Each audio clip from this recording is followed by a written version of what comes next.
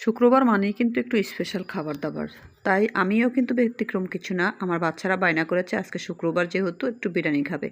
তাই আমি চলে আসছি বাচ্চাদের জন্য একটু বিরিয়ানি পাকানোর জন্য। ঘরোয়াভাবে অল্প উপকরণের মাধ্যমে কিভাবে আমি বিরিয়ানিটা তৈরি করলাম আপনাদের সাথে শেয়ার করার জন্য চলে আসছি। হ্যালো এভরিওয়ান, আসসালামু আলাইকুম।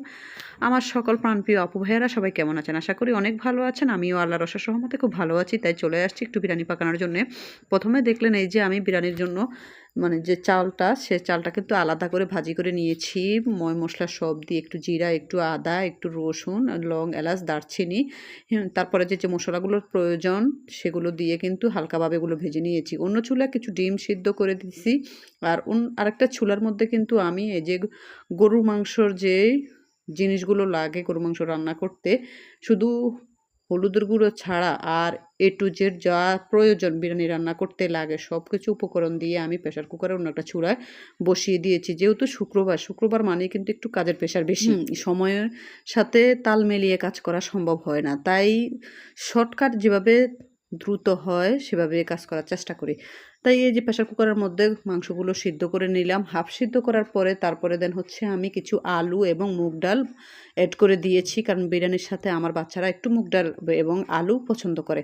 তো আলাদা করে সিদ্ধ করে নিয়েছি আমি এক চুলার মধ্যে গরুর মাংসগুলো, অন্য চুলার মধ্যে মানে রাইস কুকারের মধ্যে চালগুলো আলাদা করে ভাজি করে নিয়েছি।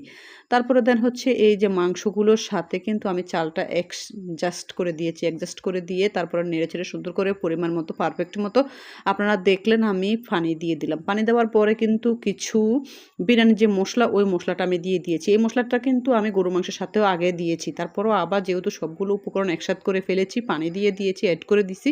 তো এখানে আবার কিছু মানে গুঁড়ো মশলা আমি আবারও এড করে দিলাম। তারপরে দেন হচ্ছে এই যে আপনাদের সাথে কথা বলতে, বলতে কিন্তু আমার বিরিয়ানির ফাইনাল লুক মোটামুটি চলে আসছে। এখনও পুরোপুরি কমপ্লিট হয় নাই।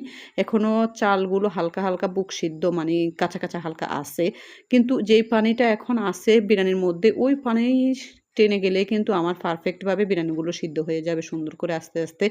তারপরে দেন হচ্ছে এই যে আমি কিছু ডিম সিদ্ধ করে নিয়েছি। এখন আমার বাবাকে আমি বলেছি, ছোট্ট বাবাকে বলেছি, ছোট, ছোট হাত দিয়ে সুন্দর করে বাবা ডিমগুলো ছিলে নাও। আমার বাবাটা কিন্তু ডিমগুলো ছিলতে অনেক ভালোবাসে। তাই আমি ডিম সিদ্ধ করলে ওকে দেই আমি। এদিক দিয়ে কিন্তু আমার বিরিয়ানিটা মাশাআল্লাহ হয়ে গেছে একদম ঝুরঝুরা। অনেক সুন্দর হয়ে গেছে। আপনাদের ভাইয়া কিন্তু নামাজ পড়ে চলে আসছে। আমরাও সবাই একবারে বসে গেছি টেবিলের মধ্যে। যেহেতু রান্না শেষ সবাই মিলে একসাথে খাওয়া-দাওয়া করব দুপুরবেলায়। আজকে কিন্তু বিরিয়ানিটা এত মজার ছিল, এত স্বাদ হয়েছে। শুক্রবার মানেই কিন্তু স্পেশাল একটু খাওয়ান।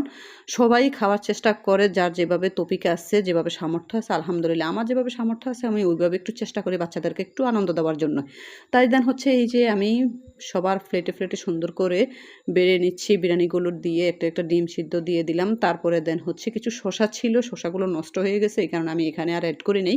আপনাদের সাথে শুধু অল্প একটু পেঁয়াজ বা এই যে লেবু এড করে দিয়েছি। এই যে দেখেন আমরা কিন্তু অলরেডি বিরিয়ানিগুলো খাওয়ার জন্য চলে আসছি। সবাইকে আমি বেড়ে দিছি। সবাই সবার মতো করে খাইতেছে। আমিও আমার মতো করে খাইতেছি।